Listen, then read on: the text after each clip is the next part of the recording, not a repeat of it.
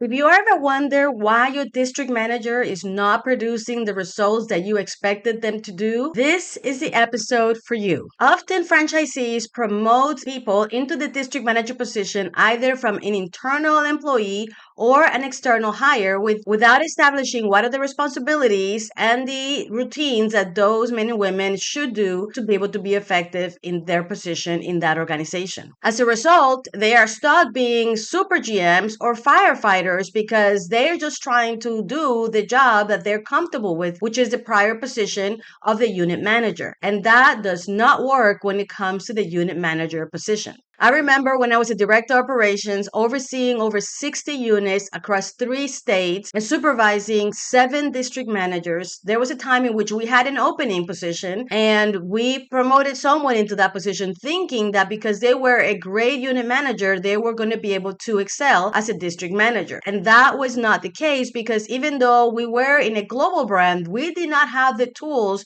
or the resources at the time to prepare that person into that position going away from the unit manager position. And as a result, they struggled, they overworked, they eventually burned out, and they had to go back to being a unit manager because they couldn't cut it as a district manager. That experience opened my eyes to how different being a unit manager is from being a district manager, and how we really needed to ensure that we prepare those men and women into those positions before we promoted them, or at least quickly thereafter, so that they had the knowledge, the tools, and the resources to be successful at that position, and they can thrive and be able to meet our expectations of results for that job. I'm going to share with you the top 5 reasons why district managers fail at their position and what you can do about it. The first reason why district managers fail at their position is because they lack the necessary leadership skills to inspire and motivate the team. When you're a unit manager, you are in the unit 24/7, or at least in the hours that you work. That means that you're shoulder to shoulder, side by side, within the confines of the unit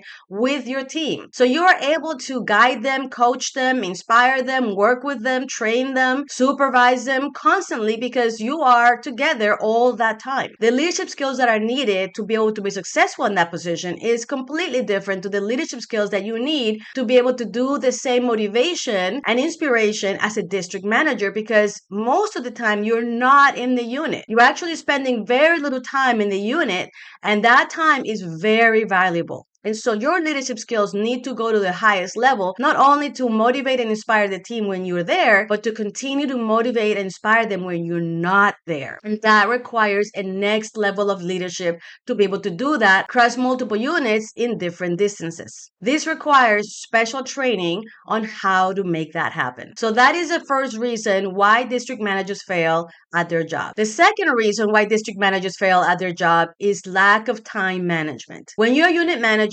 80% of what you do is dictated by daily operations. You had to open a unit, you had to prepare the unit, welcome the employees, set the unit for the customers, welcome customers, take care of customers, maintain the unit, clean the unit, supervise the employees, do schedules, product orders, etc., and then clean the unit, close, and go home. 80% of what you do as a unit manager is dictated by day-to-day operations. When you're a district manager, however, 100% of what you do, you need to decide what you're going to do, when you're going to do it, why you're going to do it, how you're going to do it, and what should be the outcome of what you're doing. And if you do not have excellent time management skills, you are probably going to waste a lot of time, work really hard, potentially get burned out, and not get the results that you need and deserve for the work that you're putting in. And therefore, time management is a tremendous skill that needs to be learned as a district manager to be successful at that position. The third reason why district managers fail is because they do not have the ability to discern between what's urgent and what's important. And urgent are the things that are going to derail your business that you need to address. Important are the things that are going to bring the business forward. But when you don't have the ability to discern between one or the other and how to address one quickly so you can focus on the important things, you're going to end up spending a lot of the time firefighting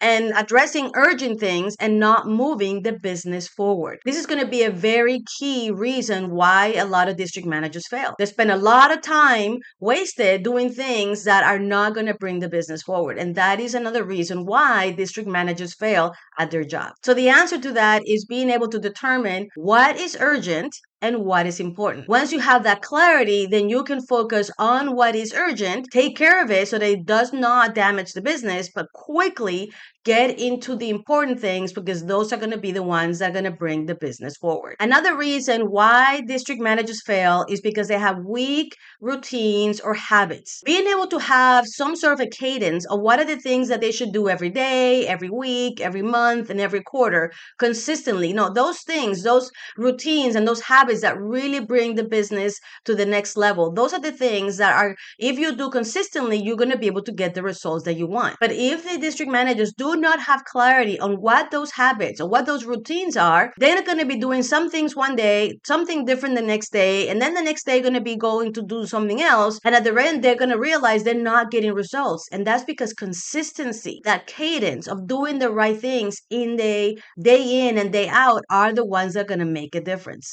So the answer to solve that problem is give them the guidance on what should be the habits and the routines that you expect them to do, and share with them how those routines are the ones that are going to make a difference in the business. Creating those routines and those habits throughout your organization are going to bring the team moving forward, doing the same thing that actually produces results. So they're going to be able to do more with less time because they're focusing on the right things every single day. And the fifth reason why district managers fail is because they're always very busy, but they're not effective. I think it goes back a little bit to having the right habits and the right routines. Being effective means that what you're doing is actually producing results. And that's going to be very important. One of the things that I learned a long time ago from a very effective CEO was to never confuse activity with results. There is a very big distinction. And I remember that, all the company was really very busy doing all kinds of projects and initiatives. But at the end of the day, some of them really were not focused on the things that were going to produce results in our organization. And it was very important for us to realign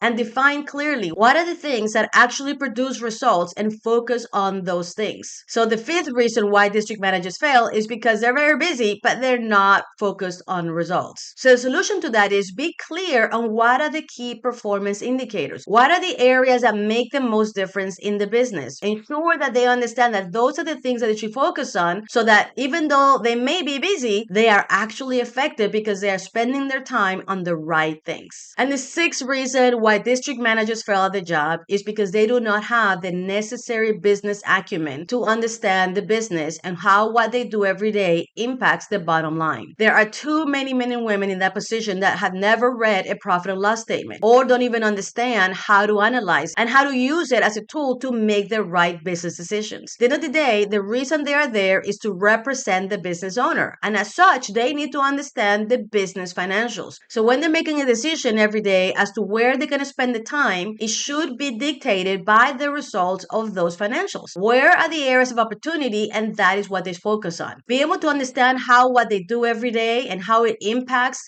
the financial health of the business is going to be a critical skill that district managers need to know. So obviously the answer for that is train them on how to understand the business financials. Share with them the business financials of the units that they are overseeing so that they can see the impact of what they're doing every day, the impact of what the unit managers are doing every day. This will help them be able to focus on the right things, create the right habits, manage their time properly, and lead the team into the direction that they need to so that they can produce the results that you want and deserve. And they really want to do that so that they can meet your expectations and feel accomplished. Let me add one more thing that is the reason why district managers sometimes fail. And that is because the direct supervisor does not quite know exactly what their job should be. And so having a direct supervisor of these district managers know clearly what the job of the district manager is and how to follow up on the activities and the actions that they should be doing is going to be very important. So if you are a direct supervisor of a district manager, become clear on that, align with your